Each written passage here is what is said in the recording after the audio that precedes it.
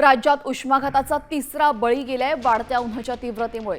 हिंगोली जिल्ह्यात उष्माघाताचा पहिला बळी गेला। हिंगोली बस स्थानक परिसरात एका 30 वर्षीय तरुणाचा उष्माघाताने मृत्यू झाला। सध्या हिंगोलीतील तापमान 40 अंशांवर गेल्याने नागरिकांना सतर्कतेचा इशारा देण्यात आलेला आहे। आपण थेट हिंगोलीमध्ये जाऊयात। त्या ठिकाणी आमचे प्रतिनिधी संदीप नागरे उपस्थित आहेत, त्यांच्याकडून आपण अधिक माहिती घेऊयात।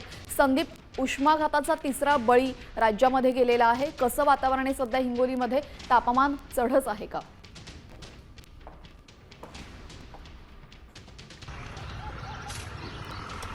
नक्कीच जर आपण पाहिलं तर राज्यातला हा उष्माघाताचा दुसरा बळी म्हणावा लागेल।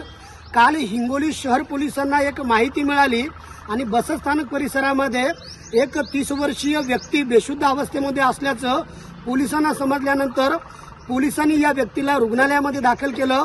मात्र रुग्णालयामधील डॉक्टरांनी तपासणी केल्यानंतर या व्यक्तीचा मृत्यू झाल्याची माहिती मिळाली आणि या व्यक्तीच्या शवविच्छेदन अहवालानंतर हिंगोलीच्या शासकीय वैद्यकीय महाविद्यालयानं या व्यक्तीचा उष्माघाताने मृत्यू झाल्याची घोषणा केली। हा जो व्यक्ती आहे तो अनसिंग तालुक्यातील जवळा येथील रहिवासी आहे आणि तो आपल्या मुलांना शाळेत सोडण्यासाठी हिंगोलीत आला होता।